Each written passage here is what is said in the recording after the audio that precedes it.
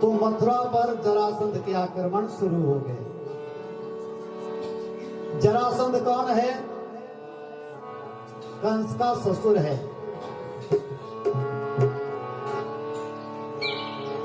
कंस की जो दो पत्नियां थी, दोनों कंस की मृत्यु के बाद अपने पिता के यहाँ चली गई। सारा हाल अपने पिता को सुनाया। जरासंध को बहुत क्रोध आया और उसने अपनी सेना लेकर के मथुरा पर आक्रमण कर दिया।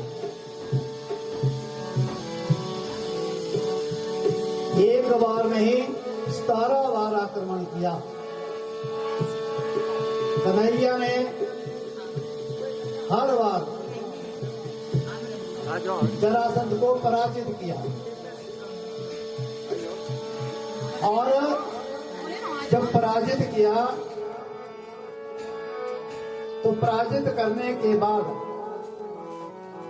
18वीं बार जरासंध अपने साथ काल यवन को लेकर के आ जाता है। हुआ यूं कि 17 बार जब जरासंध ने आक्रमण किया, कन्हैया ने हर बार पराजित किया, तो 18वीं बार जरासंध ने क्या किया कि बहुत से ब्राह्मणों को यज्ञ में बिठा दिया। 1 लाख ब्राह्मणों को यज्ञ में बिठा दिया और कहा कि देखो ब्राह्मणों, मैं इस बार आक्रमण करने जा रहा हूं। अब की बार भी अगर मुझे पराजय मिली तो तुम सबका सिर धड़ से अलग कर दूंगा।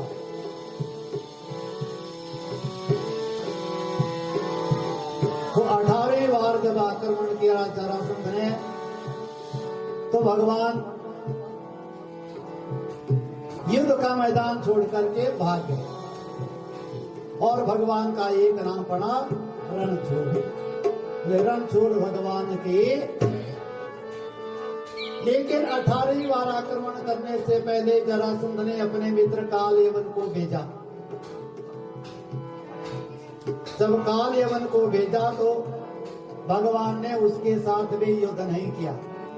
भगवान भागकर खड़े हुए, जरासंध काल यवन उनके पीछे पीछे गया। भगवान एक गुफा में चले गए जहां मुचकुंद नाम का एक ऋषि कई वर्षों से सो रहा था।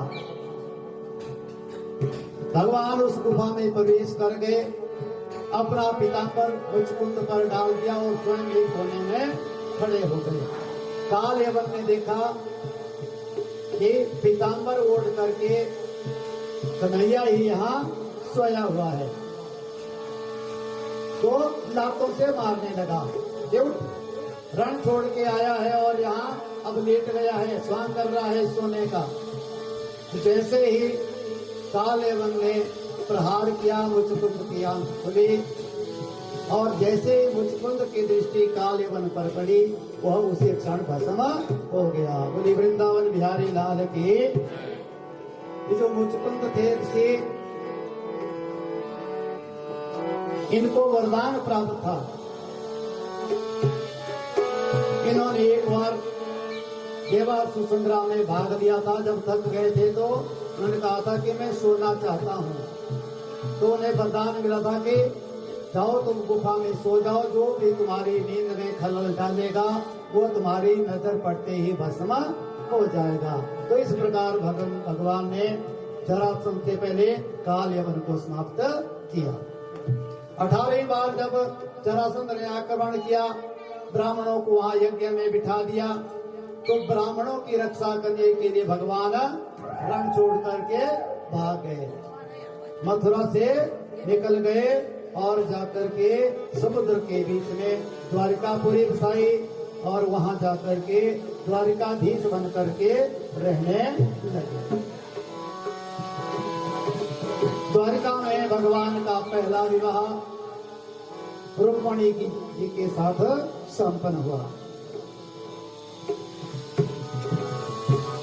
अगर हम आध्यात्मिक दृष्टि से देखें कि उस शास्त्रों की जो भाषा होती है सांकेतिक भाषा होती है, और जैसा मैंने आपको शुरू में कहा कि मूल गीता भागवत जो है 4 श्लोकों की है, जो स्वयं नारायण ने ब्रह्मा जी को बताई थी।